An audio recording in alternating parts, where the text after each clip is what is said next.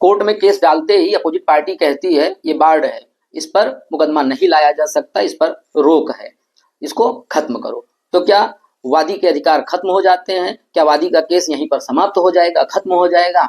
इसी अहम सवाल का जवाब दिया रिसेंट में सुप्रीम कोर्ट ने।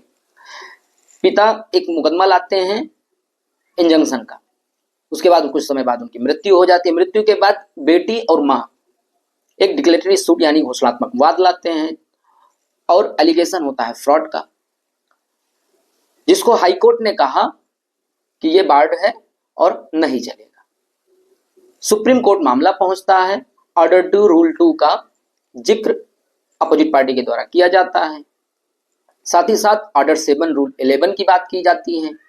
सुप्रीम कोर्ट ने कहा कि ऑर्डर 2 रूल 2 लागू नहीं होगा। इस मामले में हाई कोर्ट ने दोनों प्लेंट को कंपेयर किया और प्लेंट रिजेक्ट कर दी। सुप्रीम कोर्ट ने कहा यह रॉन्ग जूरिस्प्रूडेंस है, order 2 rule 2 ground for rejecting the plaint नहीं देता, यानी ऑर्डर 2 रूल 2 लागू नहीं होगा। सुप्रीम कोर्ट ने कहा कि ऑर्डर 7 रूल 11 में सिर्फ प्लेंट पढ़ी जाएगी, एविडेंस नहीं देखा जाएगा और कंपैरिजन नहीं होगा। इसी आधार पर सुप्रीम कोर्ट ने हाई कोर्ट के आदेश को खत्म कर दिया। पॉइंट जो सुप्रीम कोर्ट ने कहा कि order 2 rule 2 ground for reject नहीं हो सकता, प्लेंट के रिजेक्ट करने का ग्राउंड नहीं हो सकता, क्योंकि इसके लिए ट्रायल होना चाहिए, एविडेंस शुरुआत में नहीं लगेगा, एविडेंस ट्रायल में लगेगा।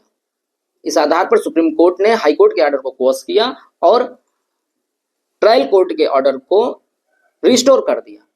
ऐसे ही तमाम कानूनी दांव पेच समझने के लिए हमारे चैनल को लाइक शेयर और सब्सक्राइब कीजिए। जय हिंद, जय भारत, सत्यमेव जयते।